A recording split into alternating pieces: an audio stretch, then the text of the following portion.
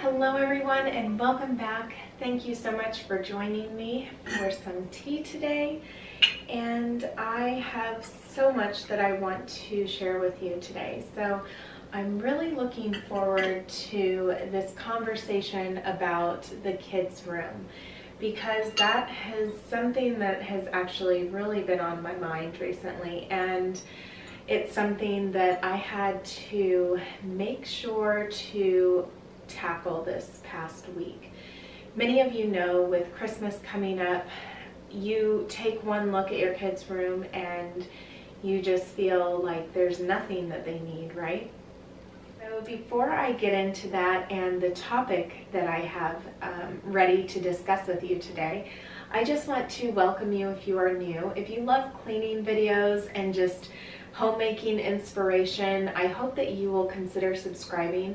And if you are a returning subscriber, thank you guys so much for clicking on the video, and also for those likes. It really does mean a lot to me because it helps push this video out there and it's suggested to more and more people. So thank you all so much for doing that. I know within the past week I've really seen an increase with those of you who hit the like button and just with the views in general. I actually have more than a couple of comments that I wanted to share with you today. It was really hard to make up my mind, and I think that some of these comments are going to be informative, and then other ones are just meant to inspire you, especially as a homemaker and for those jobs that you do every single day. Now, before I get into the comments, I think that it's appropriate to have some tea. Now, instead of writing down all these comments, I just took a picture of it, so hopefully this works. And the first one comes from Rebecca. She said, "I handed my children a chocolate cake and mint icing. It was for birthdays, homemade and filled with love. There must be days when you are sad or the weather has been awful. I am in a sad season. How do you get out of this horrible, funky feeling? Enjoyed this. Hugs from Dark, Canada." So Rebecca, I did comment back to you, and I'm really sorry that you're in this sad season right now. I know that many of us struggle with sadness or just in different times feeling sad. Even within a given month, we go through different cycles of feeling highs and lows, and I've talked about that in a previous video. And I don't think that sadness is always a bad thing. I think it's really important to feel all sorts of emotions and to deal with those things and not to pretend that they don't exist. And so what I love to share with all of you is just the real emotions that we go through with things. I said, if you listen and look carefully, my videos, the parts that are beyond the words, tell my story and lay my truth bare. I mean, there are definitely sad days, and I feel feelings very strongly, and I just choose to portray that through my video, through my creativity, through the music that I choose. So not all of it's upbeat and happy, and that's because that's not real life. It's not always real to be happy and to be joyous, but it's something that I love to have in my life. But I also focus on other things that make me feel very connected with my family, and sometimes that presents itself in sadness, if that makes sense, because it really does cause me to reflect on a lot of different things. The next one comes from Anna Zagmester, and she says, "How do you take care of your pleated skirt? Do you wash it in the washing machine or by hand? Do you iron it? I love it and had before, but couldn't iron pleats." I think a lot of it has to do with the type of fabric that you have with whatever your pleated skirt is made out of. This skirt that I'm actually wearing today, this lavender one, it is pleated up at the top, but it's almost kind of like a gather, so the pleats are not specific, I feel. Whereas that navy blue one that I have, that one is just permanently pleated. And what I love about it is that it's just wash, hang dry, and wear. And I don't even need to steam it, but I could if I wanted to, but it's unnecessary to do that. So I just let her know that I hang dry all my skirts. I hang dry pretty much everything that I have. And I think that that helps keep my clothing in nice shape for a lot longer. The next comment, and it's a question, is from Felicia Duncan. She said, where do you buy your glass soap dispensers? So I already left her the place where I get them, and also directed her to my Shop My Life link.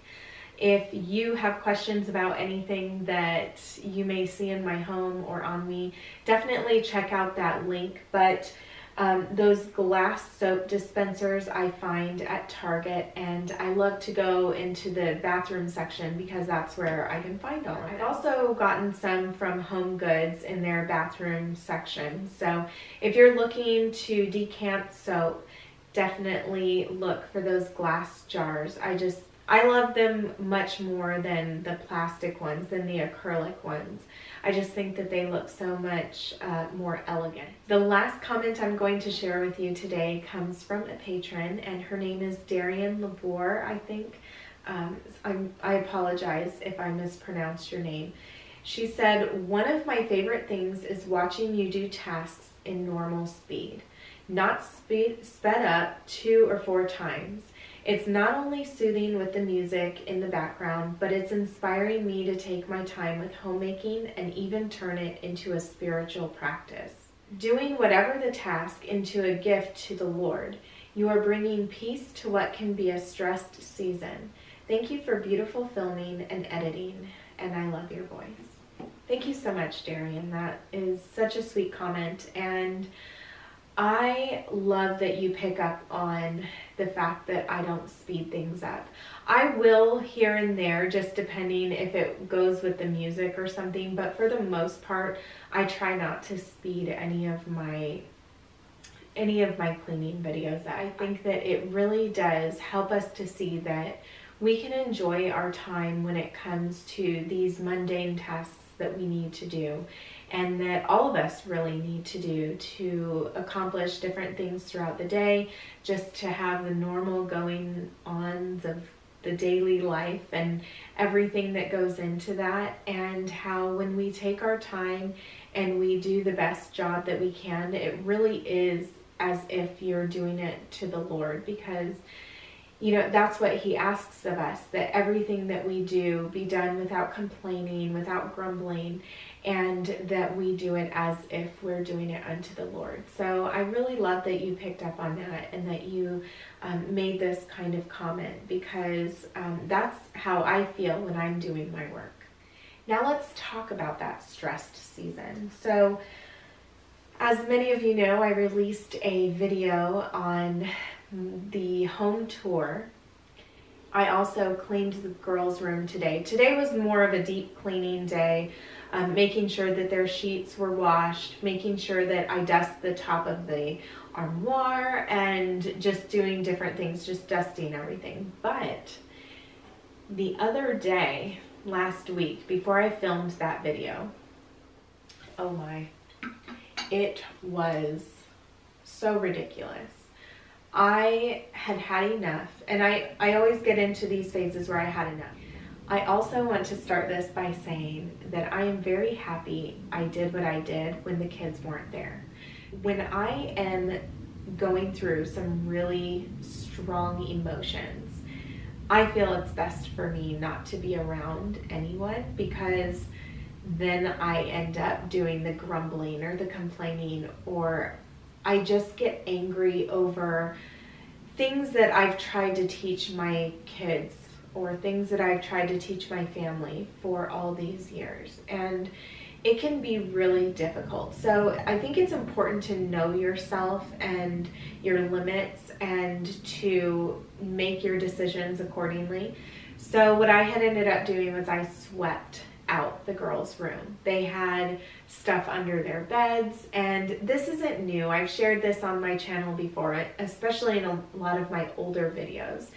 And it was horrendous. I guess I felt hurt because you spend a lot of money on these different things, and it wasn't just the money that we spent on them, it was other people spending money on them, even their own money that they worked for and bought different things, and you know, just everything wasn't taken care of. And so I really needed to reflect on what I was doing, the choices I was making as a mother, and how I was going to implement something that would work out better for my family. My kids are in a stage now where they're not really playing with a lot of toys. The only one that does is Aria. But the girls did a wonderful job, and they do have a beautiful playhouse that my mom bought for them and that Jorge built for them. And so I just let them know that's their space. They can do whatever they want out there with that space. And so all of their toys, if they were going to keep toys, they could bring them out there. Their bedroom was going to be a place for them to sleep. Just know that if this is something that you struggle with as well, I just want you to know that there are so many other moms out there that don't feel it's necessary to give them all of this stuff. It's a really scary step to get rid of things. There's no doubt about that, but it needs to be done. Just like when we're going to get rid of our things, when we're going to purge our things. And not to constantly tell ourselves, well, we're going to get more to replace it. And I think that that's often the mentality, especially when it comes time for Christmas or birthdays. There are so many other things that we can do for our kids. We can give them an experience, or something like maybe a game that we could play together, or just do something else, or even give them a treat or something along those lines. It doesn't always have to be, you know, toys. Tune yourself into your own child and not worry so much about what other people are doing with their children. But do know that there is support out there. There's encouragement for someone who feels the exact same way that you do when it comes to what's best for your kids, and you know, learn different things from others. I brought this up over on my Patreon channel, and I was just overwhelmed by the support and by just the examples given, and I'm just so thankful and grateful for that, because I feel that we can really teach one another without casting the judgment on one another. So anyway, that was a very long tea chat. It is just about time for me to get back to work, so I wanted to share a couple of things with you. We just went to a holiday Christmas party, and I chose this as the white elephant gift, and it's Lavender Flower Garden Kit. This, I'm going to try to see if I can link it. It's by Mod Sprout or Modern Sprout, and what this is an indoor growing kit, and it's for lavender. So I'm so excited to have that growing soon, so I thought that I would share that with you. I'm also going to be sharing with you my outfit of the day, which is this pink, very light pink, powder pink cardigan, which I got this from H&M, I think last year. And then this top, this blouse with a lace, it's a tank top, it's lace detailing on the top, and it's kind of a mauve color. And this one came from, I don't even know where it came from. I don't have that information. I'm sure it was maybe either H&M or Forever 21, something like that. And then this lavender pleated skirt I found on Poshmark. And so I've been having great success at finding pleated skirts through Poshmark. And this one actually has a little pocket in it. And then I wanted to share with you something that I recently got because of the cold weather. These sweater tights. These were kind of like a blush color.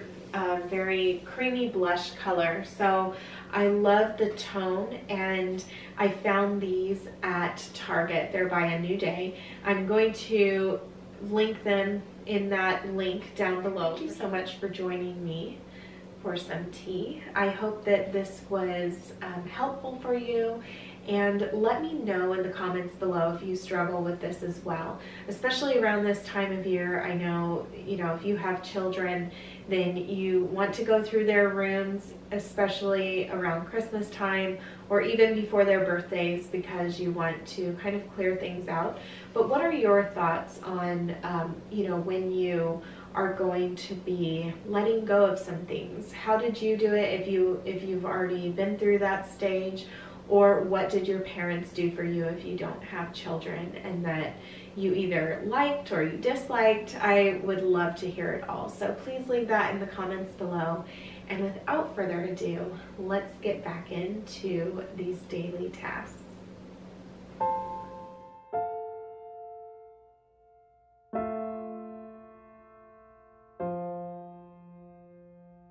We all remember being young and having certain toys that brought us so much joy. We would spend hours playing with a favorite doll or building whole cities with blocks. But at some point, these toys were put down and put away because we grew up and so did our interests. If we chose to hold on tight to these toys, even after we outgrew them, we found them piling up in closets and under beds, discarded and forgotten. Years later, we find ourselves grown with our own children who have toys that they love, and we take so much joy in watching them delight in their play. But then, just like us, our children grow, and those beloved toys end up in the closet the same way ours did. And then more join them, and more, until one day you walk in and realize that you have a situation. Clearly, it's time to let go. How do we teach our children to let go of these things they loved so much? Well, let's turn the question onto ourselves first. How do we let go of things that no longer serve us? Do we yell at ourselves for holding on to too much? Do we pile things up in a hidden closet, whether in our house or in our hearts?